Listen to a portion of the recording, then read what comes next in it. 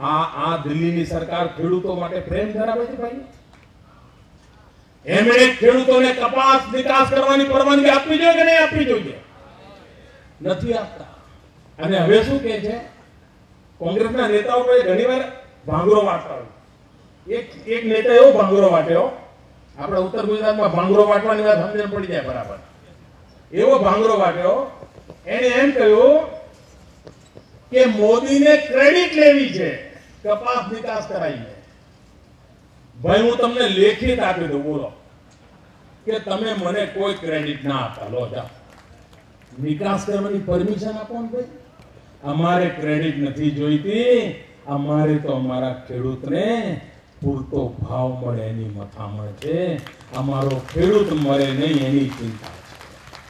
તમે લો, તમે ક્રેડિટ લેજો. હું આ કોંગ્રેસના બધા નેતાઓના ફોટા મૂકીને પુરાવા ચડાવવા તૈયાર છું. બોલો લો, બધી ક્રેડિટ તમને, પણ નિકાસ કરવાનો અધિકાર નથી કરવું.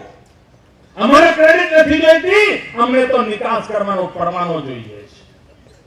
અમારો ખેડૂત મરી રહ્યો છે. અને હવે શું કરશે? 10 દાડા 15 દાડા પછી પરમિશન આપશે. કેમ?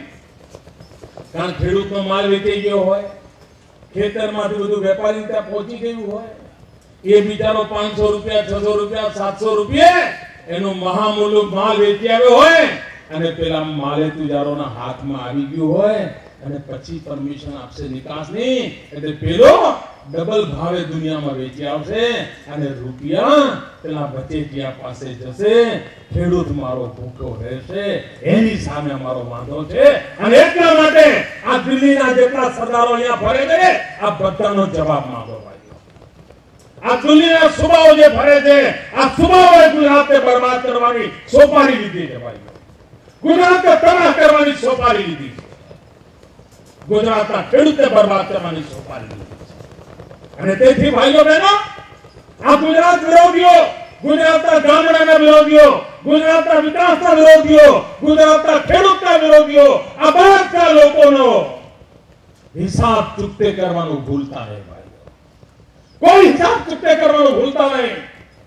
અને આ મા નર્મદા, એનું પાણી મળે તો એને પ્રસાદની જેમ વાપરીએ. આ નર્મદાના પાણીનો ધોધ આવે એટલે પાણી વેડફવાનો આપણને અધિકાર નથી મળતો ભાઈઓ. આ નર્મદાનું પાણી આપણા ત્યાં એટલા માટે પહોંચ્યું છે કે આપણા બળવાઓએ મા નર્મદાને સાચવી છે. જો આપણે પાણી નહીં સાચવીએ તો આપણા સંતાનો પાણી વગર તરવશે. અને તેથી પાણી ગમે તેટલું મળે તેમ છતાંય ટપક સિંચાઈથી જ ખેતી કરવાની દિશામાં આગળ વધીએ. જો ટપક સિંચાઈથી ખેતી કરીશું તો પાક પણ સારો થશે, પૈસા પણ બચશે, પાણી પણ બચશે, મજૂરી પણ બચશે. અને આ મારી માતાઓ બહેનોને ખેતરોમાં નિંદામણ કરવામાં કમર તૂટી જાય છે ને, આ મારી માતાઓ બહેનોની પણ જિંદગી બચી જશે. તેથી ટપક સિંચાઈ સિવાય કોઈ આરો નથી, સ્પ્રિંકલર સિવાય કોઈ આરો નથી. અને બનાસકાંઠાના ખેડૂતોને, ઉત્તર ગુજરાતના ખેડૂતોને જે રીતે એમણે ટપક સિંચાઈનો સ્વીકાર કર્યો છે, અને બટાટાની ખેતીમાં ક્રાંતિ કરી બતાવી છે, દૂધ ઉત્પાદનમાં ક્રાંતિ કરી બતાવી છે, આ ટપક સિંચાઈ તરફ આપણે વળીએ અને ગુજરાતમાં પાણી પણ બચે, ખેડૂત પણ બચે, એવી ચિંતા કરવાનું કામ આપણે આગળ ધપાવીએ.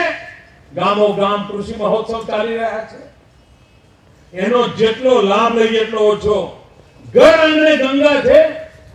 કૃષિ મહોત્સવ એટલે ઘર આંગણે ગંગા છે. જ્ઞાનની ગંગા ઘર આંગણે આવી છે. ખેતી ક્ષેત્રે આધુનિક જ્ઞાન કયું છે એની સમજણ આપવા માટે ગામડે ગામડે આવી રહી છે.